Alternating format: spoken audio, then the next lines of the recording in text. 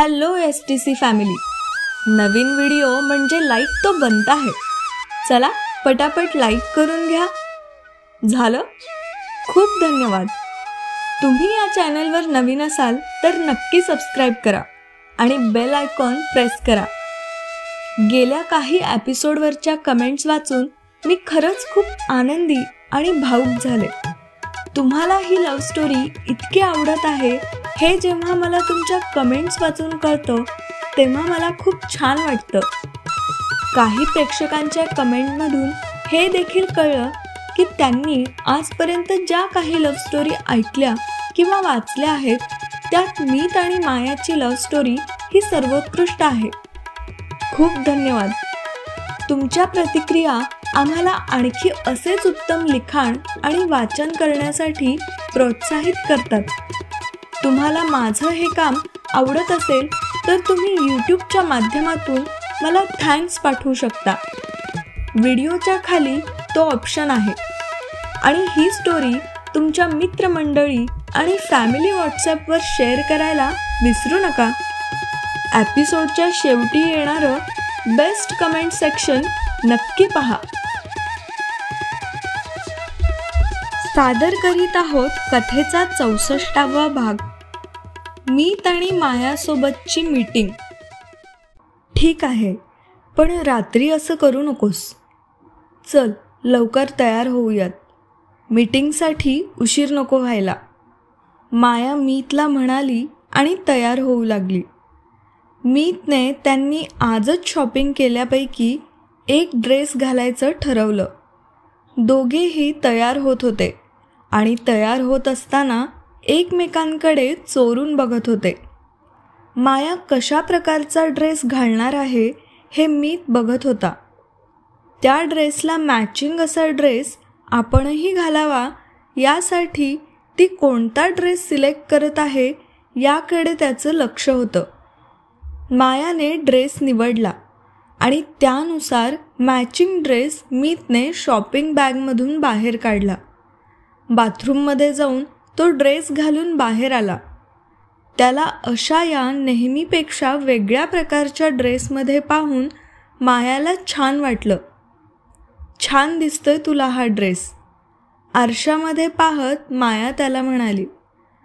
तयार होऊन एकमेकांसोबत त्यांनी फोटोज काढले आणि घराच्या बाहेर पडले. केविन त्यांची वाट पाहत थांबला होता. कुठे आहे मीटिंग? कारमध्ये बसत मीतने विचारलं. केविनने लोकेशन सांगितलं. मीतने मोबाईलवर ते लोकेशन सर्च केलं.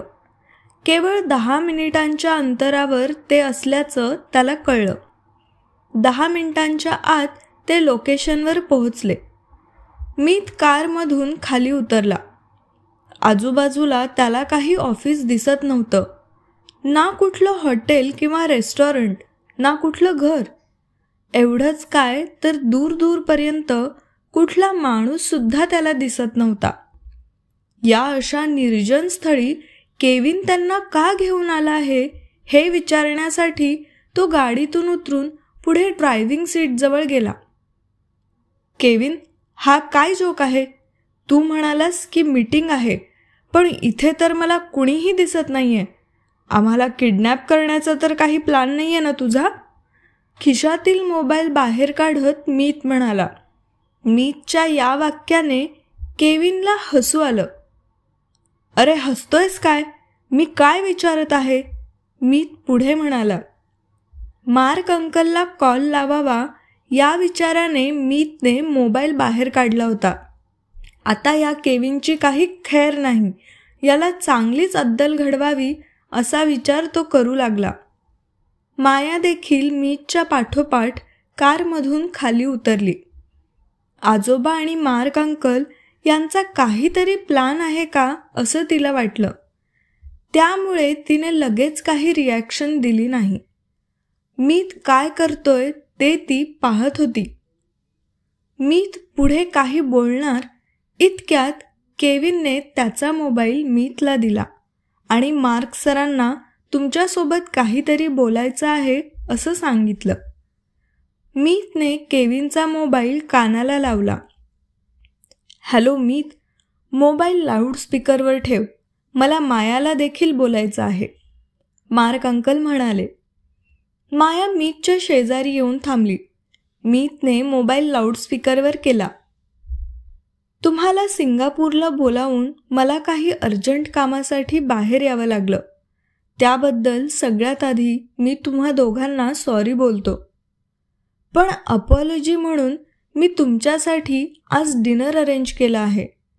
माझ्याकडून तुमच्यासाठी छोटीशी भेट. मार्क अंकल बोलत होते. इतका मोठा माणूस मनापासून सॉरी म्हणत आहे आणि माफी मागत आहे हे बघून दोघे थोडेसे अवघडले. दोघांनी त्यांची अपॉलॉजी स्वीकारली. मार्क अंकलनी त्यांच्यासाठी डिनर अरेंज केलं होतं. मीतने आणखी एकदा निरखून आजूबाजूला पाहिलं, पण त्याला कुठलंही रेस्टॉरंट दिसत नव्हतं. सर आणि मॅम, तुम्ही दोघे माझ्यासोबत या, केविन दोघांना म्हणाला आणि चालू लागला. मीत आणि मायाला केविनची सूचना ऐकल्याशिवाय काही पर्याय नव्हता. ते त्याच्या पाठीमागे निघाले. अरुंद पायवाटेवर 3-4 मिनिटे चालल्यावर ते समुद्र किनाऱ्यावर आले. काही अंतरावर त्यांना एक मध्यम आकाराची बोट दिसली, जिच्यावर हलक्या दिव्यांची सजावट होती. ज्या डिनर अरेंजमेंटबद्दल मार्क अंकल आत्ता कॉलवर म्हणत होते, त्याची अरेंजमेंट त्यांनी इथे बोटीवर केली होती हे लक्षात येण्यासाठी मीतला जास्ती वेळ लागला नाही. पण माया अजूनही विचारात होती. असं काही होऊ शकतं याची तिला अजिबात कल्पना नव्हती. मीत, माया आणि केविन तिघे बोटीजवळ पोहोचले. सर आणि मॅम, तुमच्यासाठी या बोटीवर डिनरची अरेंजमेंट केली आहे. एन्जॉय युअर टाईम, केविन त्यांना हसत म्हणाला. काही लागलं तर मला कॉल करा, केविन बोलला आणि मागे फिरला. या मुलाबद्दल आपण खूप टोकाचा विचार केला होता असं मीतला वाटायला लागलं. मीत आणि माया बोटीच्या जवळ जाताच 2 स्टाफ मेंबर्सनी त्यांना बोटीमध्ये चढायला मदत केली. बोटीमध्ये चढताना मायाने मीतचा हात पकडला. त्याच्या हातामध्ये असलेला गारवा तिच्या मनाला शांत करत होता. त्या बोटीवर आणखी 4-5 स्टाफ मीत आणि मायाच्या स्वागतासाठी तयार होते. तिथे असलेल्या स्टाफने त्यांना ग्रीट केलं. मीत आणि मायानी सुद्धा स्मितहास्य करून त्या स्टाफला ग्रीट केलं. काय बोलावं आणि काय प्रतिक्रिया द्यावी हे त्यांना समजत नव्हतं. मायाचं मन आनंदाने भरून गेलं. आयुष्यात असा काही अनुभव घेता येईल याचा तिने कधी स्वप्नातल्या स्वप्नात सुद्धा विचार केला नव्हता. ही सगळी व्यवस्था त्या दोघांसाठी केली आहे हे पाहून मीत देखील इम्प्रेस झाला. बोटीच्या एंट्रन्सपासून डिनर टेबलपर्यंतचा मार्ग फुलांच्या मखमली वाटेनी सजला होता. एक स्टाफ व्हायोलिन वाजवत होता. त्या रोमॅन्टिक म्युझिकसोबतच बोटीतल्या प्रत्येक गोष्टीत एक वेगळाच रोमॅन्टिकपणा जाणवत होता. ते डिनर टेबलकडे निघाले. वातावरणातील मृदुता आणि गोडवा त्यांच्या मनाला मोहित करत होता. बोटीच्या मधोमध एक सुंदर टेबल सजवलं होतं, ज्यावर सफेद मेणबत्त्या जळत होत्या. त्या मेणबत्त्यांच्या प्रकाशात वातावरण अधिकच रोमॅन्टिक झालं होतं. टेबलावर ठेवलेल्या फ्लॉवर पॉटमधल्या फुलांच्या मंद सुगंधाने बोटीला एक वेगळाच सुवास दिला होता. ते टेबलजवळ पोहोचले. मीतने मायाला खुर्चीवर बसायला मदत केली. तो तिच्या समोरच्या खुर्चीवर बसला. बोट तिच्या जागेवरून निघाली. त्याच वेळी व्हायोलिन वाजवणाऱ्या माणसाने एक रोमॅन्टिक धून वाजवायला सुरुवात केली, ज्यामुळे वातावरणात एक अनोखी रोमॅन्टिकता भरून आली. बोटीच्या बाहेर समुद्राच्या लाटा एकमेकांवर आदळत होत्या आणि त्या लाटांच्या आवाजात ते रोमॅन्टिक संगीत मिसळलं होतं. माया अजूनही या सरप्राईजमधून बाहेर आलेली नव्हती. बोट जसजशी पुढे जात होती तशी समुद्राच्या लाटांनी एक सुंदर रोमॅन्टिक वातावरण तयार केलं होतं. बोटीवर मांडलेल्या डिनर टेबलवर चांदण्यांची निळसर झळाळी होती. समोर सिंगापूरच्या गगनचुंबी इमारतींची शांत छटा पाण्यावर परावर्तित होत होती. मायाने तिचे केस बांधले असले तरी वाऱ्यामुळे काही केस तिच्या रेशमी बंधनातून सुटले आणि हवेने उडू लागले. तिने ते केस हळुवारपणे नीट केले. मी तिच्याकडे एकटक पाहत होता. काय बोलावं ते त्याला देखील सुचत नव्हतं. छान वाटत आहे ना इथे? मायाने संवाद चालू करायच्या दृष्टीने त्याला विचारलं. हो, मार्क अंकलच्या या अरेंजमेंटनी मी इम्प्रेस झालो आहे, मीत म्हणाला. इतक्यात एक स्टाफ त्यांची ऑर्डर घेण्यासाठी आला. दोघांनीही मॉकटेल ऑर्डर केलं आणि स्टार्टरसाठी काही पदार्थ ऑर्डर केले. माया तिच्या जागेवरून उठली आणि बोटीच्या कठड्याजवळ जाऊन थांबली. मी तिच्या पाठोपाठ तिच्या शेजारी जाऊन थांबला. बोटीतून त्यांनी समुद्राच्या आणि किनाऱ्याच्या दिशेने नजर टाकली. मायाने डोळे मिटून त्या शांततेचा अनुभव घेतला. तिने हळुवारपणे मीतकडे पाहिलं. त्याच्या चेहऱ्यावर देखील एक गहन विचार दिसत होता. मीत, कधी कधी मला वाटतं की आयुष्य हे समुद्रासारखं आहे. कधी शांत, कधी तुफानी, पण नेहमी प्रवाही, माया म्हणाली. बरोबर आहे माया, आयुष्याचं सार खरंच असं आहे. या समुद्राकडे पाहून आपल्या जीवनाचा विचार करतो तेव्हा कधी कधी असं वाटतं की आपण जे काही मिळवलं ते काही क्षणात उधळूनही जाऊ शकतं. वरकरणी शांत भासणाऱ्या या समुद्राच्या तुफानी लाटांप्रमाणे, मीत म्हणाला. मीत, तुझ्याबद्दल जितकं मला माहिती आहे त्यानुसार मला वाटतं की तू नेहमीच तुझ्या मोठ्या स्वप्नांसाठी धडपडत राहिला आहेस. तुझं असं म्हणणं मला थोडं विचित्र वाटतं. तू एक श्रीमंत, यशस्वी व्यक्ती आहेस. तुझं आयुष्य कधीच या समुद्रासारखं नाही. माया थोडी हसली. मीतने तिच्याकडे पाहिलं आणि डोळ्यातून समर्पणाचा भाव उमटला. माया, पैसा आणि यश हे फक्त बाह्य गोष्टी आहेत. पण का कुणास ठाऊक, आयुष्यामध्ये मला इतकं शांत आणि निवांत कधीच वाटलं नव्हतं. पण इथे येऊन मनाला जी शांतता मिळत आहे ती या जगातल्या कोणत्याही गोष्टीपेक्षा अधिक मौल्यवान आहे, मीत म्हणाला. खूप गंभीर आणि खोल बोलत आहे का मी? मीत स्वतःशीच म्हणाला. बोटीतून सिंगापूर शहराचं अद्भुत दृश्य दिसत होतं.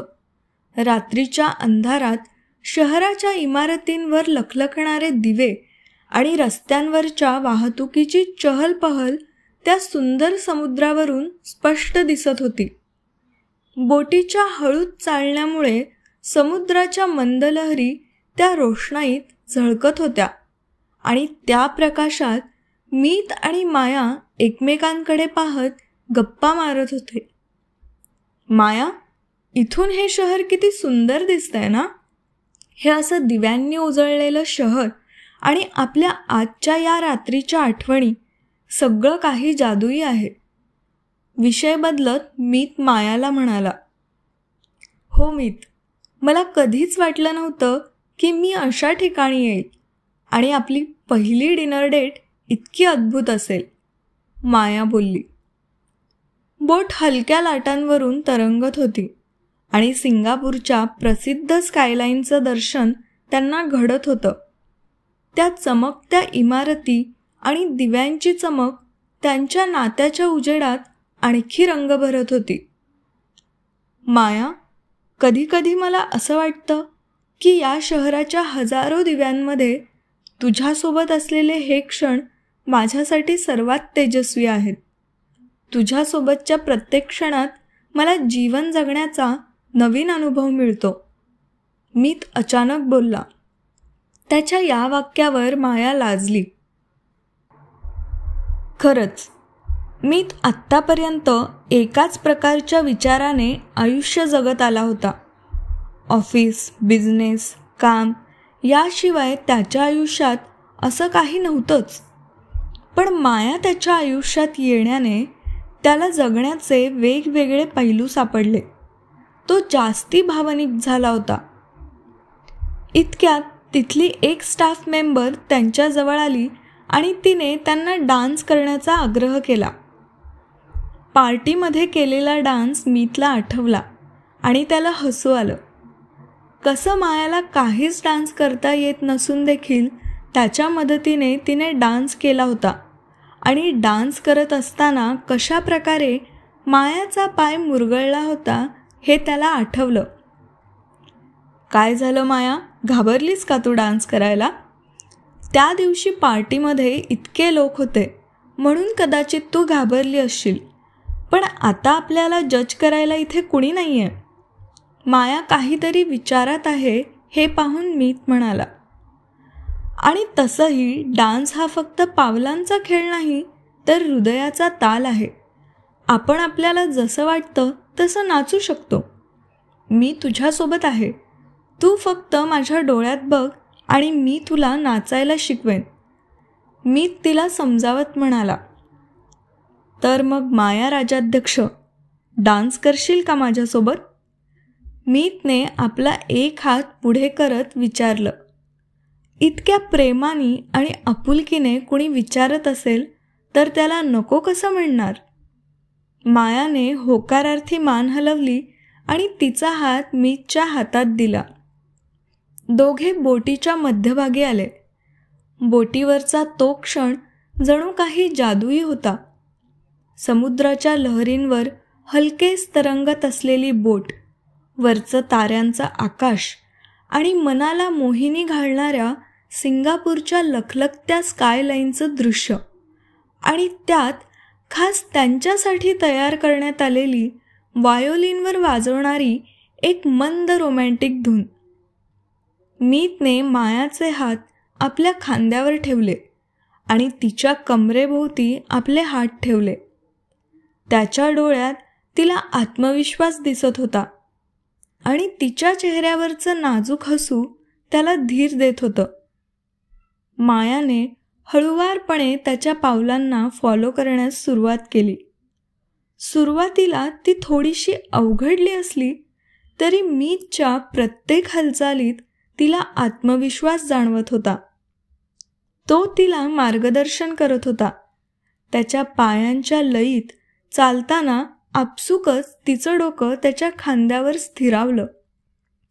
काही वेळातच माया आपल्या लाजाळूपणाला पार करून संपूर्णपणे त्याच्या तालात रमली. मायाच्या लक्षात आलं की त्याचं मन आणि शरीर दोन्ही या क्षणात विलीन झाले आहेत. तिचं नाचणं जरी अपरिपूर्ण असलं तरीही मीतच्या सोबत ती त्या तालात एकरूप झाली होती. तो तिच्या हाताला धरून तिला नवनवीन पद्धतीने नाचायला शिकवत होता आणि मायाला जाणवलं की तो तिच्यासोबत नाचत असताना तिचं संपूर्ण मन शांत आणि आनंदी होतं. मीत देखील त्याच्या दररोजच्या सगळ्या विचारांपासून दूर, जगापासून दूर होऊन त्या क्षणात रममाण झाला होता. मीत, मला कधीही असं वाटलं नव्हतं की मी अशा प्रकारे नाचू शकेन, पण तुझ्यासोबत मला हे इतकं नैसर्गिक वाटतंय, माया हसत म्हणाली. माया, असं म्हणतात की नृत्य ही आत्म्याची भाषा आहे. तू कशी नाचतेस यापेक्षा तू कशासाठी नाचतेस ते अधिक महत्त्वाचं आहे.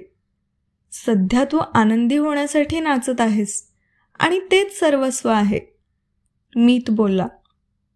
त्या क्षणी मायाने मीतच्या डोळ्यांमध्ये पाहिलं आणि तिला कळलं की या नृत्यात केवळ पावलांचा समन्वय नव्हता, तर त्यात दोघांची मनं एकत्र येत होती. बोट हळुवारपणे पाण्यावर तरंगत होती आणि त्यांच्या नृत्याच्या तालात ती सुद्धा जणू सामील झाल्यासारखी वाटत होती. थोडा वेळ डान्स करून ते परत डिनर टेबलच्या खुर्चीवर बसले.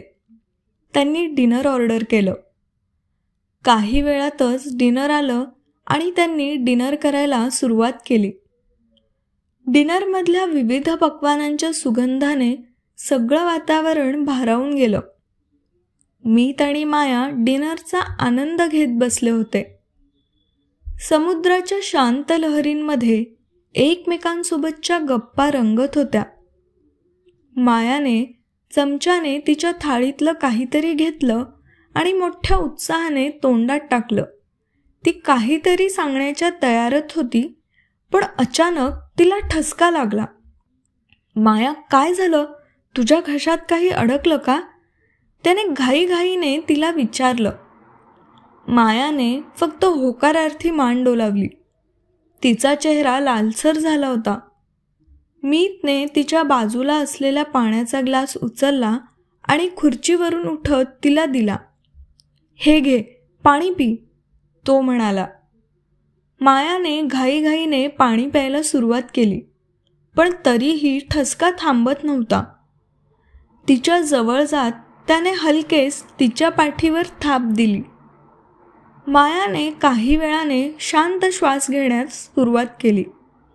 तिचा खोकला थोडा थांबला. अरे, इतकं घाईघाईने का खाल्लंस?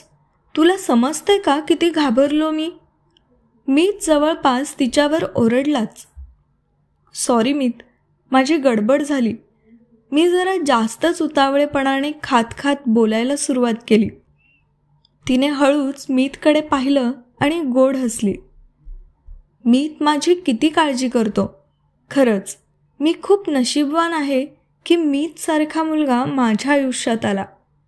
काही महिन्यांकरता का असेना, माया स्वतःशीच म्हणाली. बाकीचं डिनर करत दोघांनी आणखी गप्पा मारल्या. डिनर झाल्यावर मीत खुर्चीवरून उठला आणि तिथे थांबलेल्या एका स्टाफजवळ गेला. स्टाफसोबत तो काहीतरी बोलत असलेलं मायाला दिसलं. हा काय बोलत असेल असा विचार माया करू लागली. त्याच्यासोबत बोलून मीत परत खुर्चीवर येऊन बसला.